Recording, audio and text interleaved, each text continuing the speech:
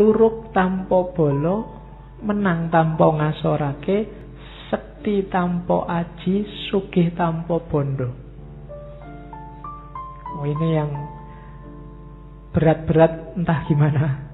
Ngeluruk tanpa bolo itu bisa menggerakkan orang tanpa pasukan. Bisa bikin banyak orang tergerak tanpa harus punya jamaah yang banyak. Ngeluruk tanpa bolo. Gara-gara kehadiranmu orang jadi berbuat baik semua tanpa harus kamu deklarasikan ini jamaah kita semua sedang geruduk ke sana. Ngeluruk tanpa bolo itu tidak membanggakan kuantitas seperti yang kadang-kadang kita lakukan. Jadi ngeluruk tanpa bolo itu bikin orang jatuh hati tanpa harus ditekan oleh banyaknya jumlah. Dan menang tanpa ngasorake. Kita menang tapi tidak bikin orang jadi rendah. Tidak bikin orang kelihatan kalah. Tidak bikin orang kelihatan jadi jatuh. Itu menang tanpa ngasorake. Hakikatnya kita menang, tapi yang lawan kita itu tidak jadi jatuh, tidak jadi jelek, tidak jadi runtuh. Hakikatnya menang. Sakti tanpa aji.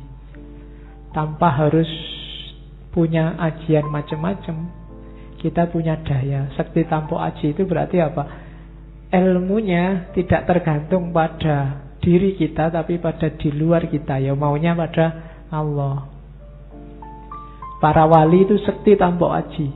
Waktu dibutuhkan bisa. Sunan Bonang itu waktu butuh nunjuk pohon aren, itu jadi emas.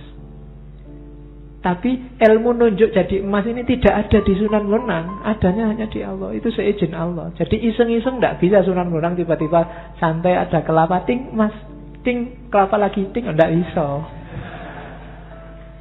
Jadi sakti tanpa aji.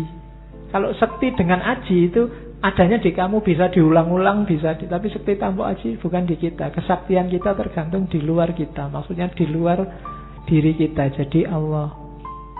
Jadilah orang yang sakti tanpa aji. Berarti kita disayang Allah. Dan sugih tanpa bondo. Sugih tanpa bondo itu kaya tanpa harus kelihatan punya banyak materi. Karena kaya dan tidak kaya itu tergantung batin kita.